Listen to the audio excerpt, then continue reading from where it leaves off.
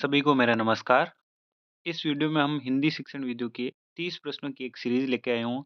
इसमें से आपके कितने प्रश्न सही होते हैं वो आप कमेंट बॉक्स में हमें बताइए। निम्नलिखित में से किस शब्द में 2 से अधिक उपसर्ग है? तो अपना स राइट आंसर हो जाएगा दुर्व्यवहार। इसमें दू और वी 2 उपसर्ग हो जाएँगे। दूसरा प्रश्न है, कल्पना शिक्षा में इक प्रत्यय का प्रयोग करने पर कौन-सा शब्द बनेगा? यानी कल्पना और शिक्षा शब्द में अगर हम इक प्रत्यय लगा दें तो कौन-सा बनेगा? तो कल्पना में हम इक लगाएँगे तो हो जाएगा काल्पनिक और शिक्षा में इक प्रत्यय लगाएँगे तो ये हो जाएगा शैक्षिक। देखो शिक्षा में इ आ की मात्रा आ और ई को जब संधि विच्छेद करेंगे तो आई की मात्रा बनती है तो ये शैक्षिक राइट हो जाएगा। तीसरा प्रश्न है, अगर वह आया तो मैं चला जाऊँगा। तो अर्थ के आधार पर वाक्य का भेद बताइए। तो इसमें तो शब्द आया है इसका मतलब ये संकेत कर रहा है तो ये संकेतवाचक वाक्य हो जाएगा। चौथा प्रश्न है, किस क्रम में विराम चिन्ह का ठीक प्रयोग नहीं हुआ है? तो पहला प्रश्न है, जी हाँ, मैं आपके साथ चलूँगा, तो इसमें सही प्रयोग हुआ। दूसरा है, कंप्यूटर आज के युग की अनिवार्यता, ये भी सही है क्योंकि इसमें निबंध के रूप में कोई सेंटेंस दिया। तीसरा है, सैनिक प्रणाम करते हुए महाराज की जय हो। चौथा, वाह! आपने तो कमाल कर दिया, तो वहाँ के आगे यहाँ पे एक विस्मयबोधक चिन्ह आना चाहिए, वो नहीं है, इस वजह से ये अपना ये 3 तो सही है, चौथा सही नहीं है। पाँचवाँ प्रश्न है, किस क्रम में संधि का सही प्रयोग नहीं हुआ? पहला शब्द है शब्द प्लस इतर, तो अ प्लस ई की मात्रा आ रही, तो ये शब्देतर सही है, इसमें गुण संधि हो जाएगी। दूसरा है अनु प्लस दीत, तो ये गलत हो जाएगा अपने क्योंकि इसमें अनु प्लस उदित से सही संधि बनेगी और दीर्घ संधि का उदाहरण है, तो ये गलत हो जाएगा। तीसरा है रजनी प्लस इस रजनीश, ये भी दीर्घ संधि का उदाहरण है। फिर है अहम प्लस कार अहंकार, ये तीनों सही हो जाएंगे, जबकि अनुदित का होगा अनु प्लस उदित। छठा प्रश्न है, किस क्रम में संधि का सही विच्छेद नहीं है? पहला है वाक प्लस ईस, तो ये पहला ऑप्शन ही गलत हो जाएगा क्यों वागीश की सही संधि होती है वाक प्लस इस क ग में बदलता है। दूसरा है सत प्लस मार्ग सन्मार्ग, ये सही हो जाएगा। तीसरा है अनु प्लस छेद, ये भी सही हो जाएगा। फिर तीसरा है अभि प्लस एक अभिषेक, ये तीनों सही हो जाएंगे। भाववाच्य वाले वाक्य कौन सा है? पहला है मालती खाना खाती है। भाववाच्य वाले वाक्य कौन से होते हैं? वे वाक्य जिनमें किसी कर्म को किसी क्रिया को एक भाव के रूप में प्रकट किया जाता है। तो पहला ऑप्शन है मालती खाना खाती है, तो ये साधारण वाक्य हो गया। दूसरा रमेश खाना खा सकता है, इसमें भी भाव नहीं आ रहा। लेकिन अगर हम तीसरे वाक्य को देखें तो इसमें लिखा हुआ है हितेश से खाना नहीं खाया जाता, तो खाना खाना शब्द है, इसको इन्होंने एक भाव बना दिया खाया। तो हितेश से खाना नहीं खाया जाता, तो ये भाववाची का उदाहरण हो जाएगा। आठवां प्रश्न है पक्ष द्वयम शब्द में कौन सा समास है? तो यहाँ पे 2 आ रहे हैं, 2 का मतलब गणना के शब्द। ऐसे समास जिनमें गणना वाले शब्द प्रयुक्त होते हैं तो उसमें द्विगु समास होता है। 9वां प्रश्न है बैठे से बेगार भली कहावत का सही अर्थ है। पहला ऑप्शन है बेगार की आदत होना, तो ये गलत हो जाएगा। दूसरा है बैठे-बैठे बेगार होती है, ये भी गलत है। तीसरा बेगार की आदत न डालना, तो ये तीनों गलत हो जाएंगे। लेकिन चौथा लिखा हुआ निरर्थक से कम लाभ का काम भी अच्छा है, जिसको अपने मारवाड़ी में कहावत भी है कि नी मामा बेचे काणियो मामा ही छको। इसका मतलब है ये एक तो मामा है ही नहीं, एक तो मामा है जो खाना है। इसका मतलब नहीं होने से अच्छा कुछ ना कुछ तो होना ही सही है। 10वां प्रश्न है प्र उपसर्ग से निर्मित शब्द नहीं है। पहला है प्राचार्य, दूसरा पयोद, तीसरा प्रमेय, चौथा प्रवीण। तो इनमें जो ये पयोद शब्द है बादल के पर्यायवाची, जो ये प्र उपसर्ग से नहीं बना हुआ, बाकी प्र प्लस आचार्य प्राचार्य, प्र प्लस अमेय प्रमेय, तीसरा प्रवीण प्रवीण, ये 3 हो जाएंगे, लेकिन ये पयोद शब्द है ये प्र उपसर्ग से नहीं बना। 11वां प्रश्न है कौन सा वाक्य शुद्ध है? पहला है महाभारत 18 दिन तक चला, दूसरा है वह कई-कई दिन से गायब हैं, तीसरा वे अनेक कलाएँ जानते हैं, चौथा उसका प्राण उड़ गया। तो ये प्राण बहुवचन शब्द है, तो उसकी जगह ये होता है उसके प्राण उड़ गए होगा, यहाँ पे गया नहीं होगा, तो ये गलत हो ऑप्शन हो जाएगा। पहला है महाभारत 18 दिन तक चला, तो यहाँ पे महाभारत का युद्ध आएगा। दूसरा लिखा वह कई-कई दिनों से गायब है, तो यहाँ पे कई-कई ज़्यादा बार आ गया, तो ये सही नहीं होगा। तो अपना सही उत्तर हो जाएगा वे अनेक कलाएँ जानते हैं, ये बहुवचन के रूप में है।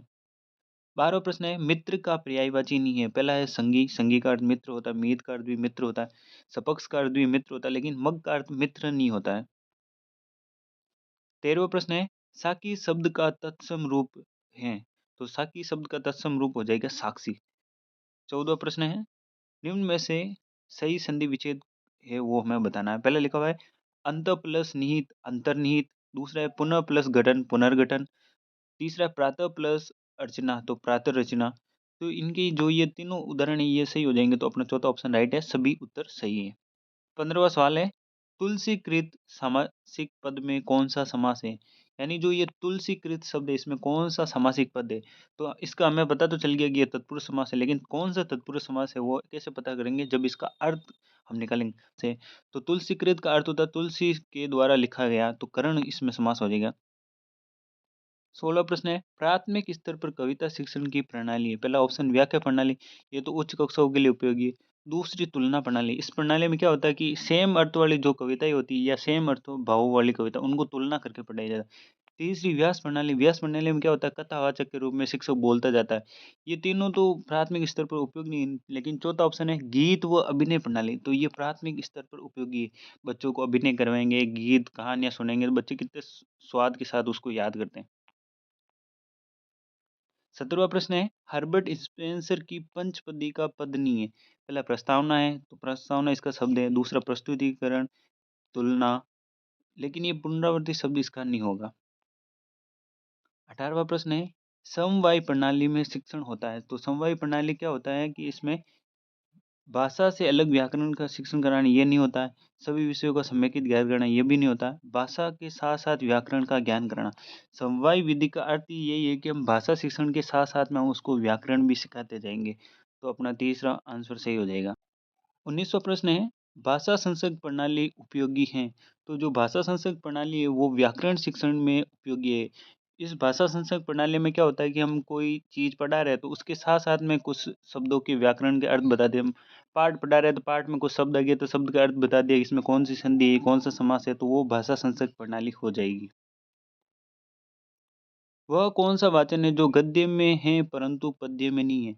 तो इनके 4 ऑप्शन दे रखे हैं, पहला मौन वाचन, दूसरा आदर्श वाचन, तीसरा अनुकरण वाचन, चौथा संवेद वाचन।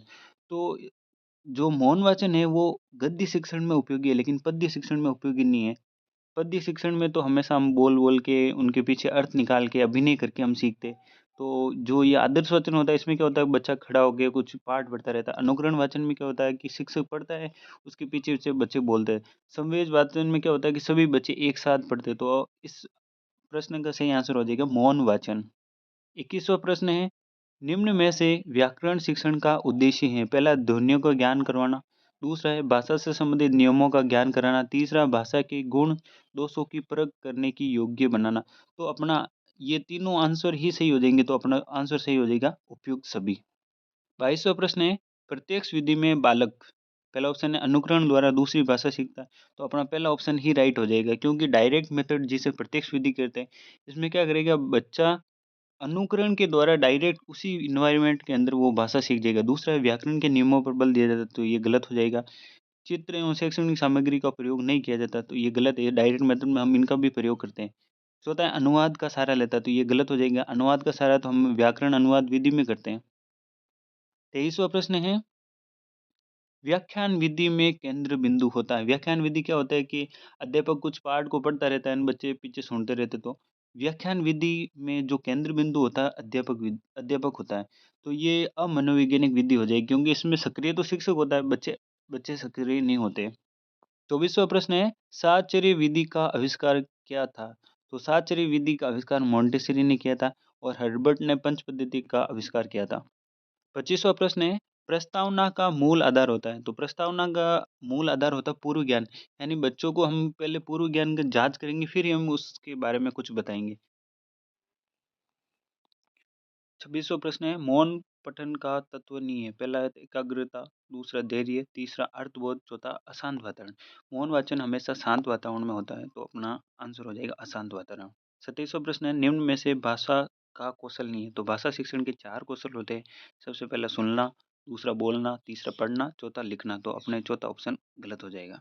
तो प्रश्न है, किस विधि द्वारा कवि के हृदय समग्र रूप में प्रस्तुत किया जाता है? तो जो कवि के जो हृदय सामग्री होती है उसको रसास्वादन विधि द्वारा प्रकट किया जाता है। 29वां प्रश्न है, छात्रों के शब्द भंडार में सबसे अधिक वृद्धि होती है। तो जो श्रवण कौशल है इससे सबसे अधिक शब्द भंडार में वृद्धि होती है। शिक्षण विद्या होती है, पहला ऑप्शन पाठ्यक्रम पर आधारित, दूसरा विद्यार्थी पर आधारित, तीसरा शिक्षक के स्व विवेक पर आधारित, चौथा है शिक्षक सहायक सामग्री के आधार पर। तो जो शिक्षण विद्या होती है वो शिक्षक के स्व विवेक पर आधारित होती है।